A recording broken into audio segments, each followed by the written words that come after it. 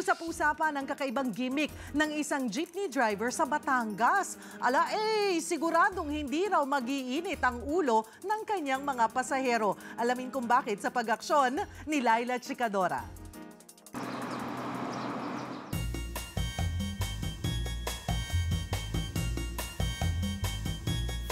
Good morning sa inyo dyan sa studio. Nandito tayo sa Batangas Grand Terminal. Ito na ba sukli ko, kuya? Thank you, ha. Mabiyahe ako ng Bawan, Batangas ngayon kasi alam nyo, merong cool na jeep papuntang Bawan from Batangas City. Good morning po. Makikisakay po.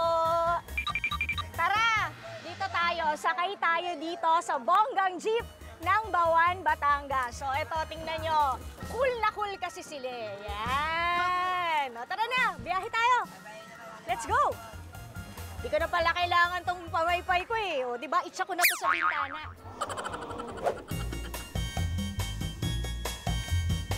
Ano pong pangalan ni Mami?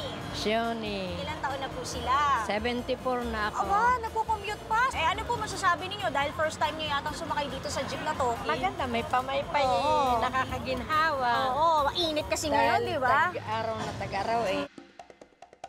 Bilang pasahero, ano po yung pakiramdam na may mga nakabitin na ganito sa jeep? Bali ano po, yung passenger friendly. Aha, dahil?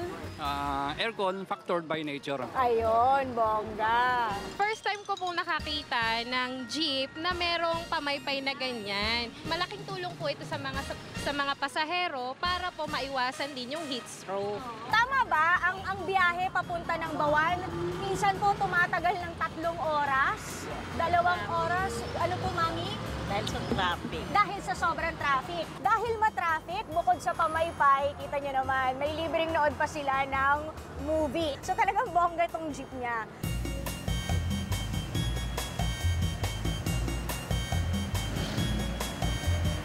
Para kayong pabumaba ni Kuya, last stop na to. Okay, interviewin natin si Kuya Aljud Manalo, ang may pakana ng abanico sa jeep. Good morning, Kuya Aljud! Morning ho! Ano naman ang nakain mo at naglagay po tayo ng mga abaniko? Ang una po ma'am niyan, ay kaya ko po naisip na lagyan ng aking jeep ng pamaypay. Dahil po sa isang batang, pamula ko nung sumakay sa akin ay umiiyak. Kasi nainitan. Nakakita naman niya ako ng pamaypay. Oo. Ayun, binili ko na para malagyan ko na at para ako. Yung ibang pasahero sumasakay sa akin, magamit din o makatulong din ako sa kanila. Lalong-lalo na dito ang biyahe namin sa Bawan, Batangas. Oo. Sobrang traffic ho, lalo na ngayon. Naranasan nyo naman. Oo. Ano rin sir, may TV rin tayo Nilagyan ko rin ng TV para yung pasahero ko, baliw o makapaglibang sila habang nasa traffic.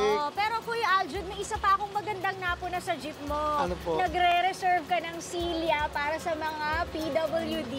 Siyempre diba? po, lagi po yan. Lagi po pag ako pinagpapasakay.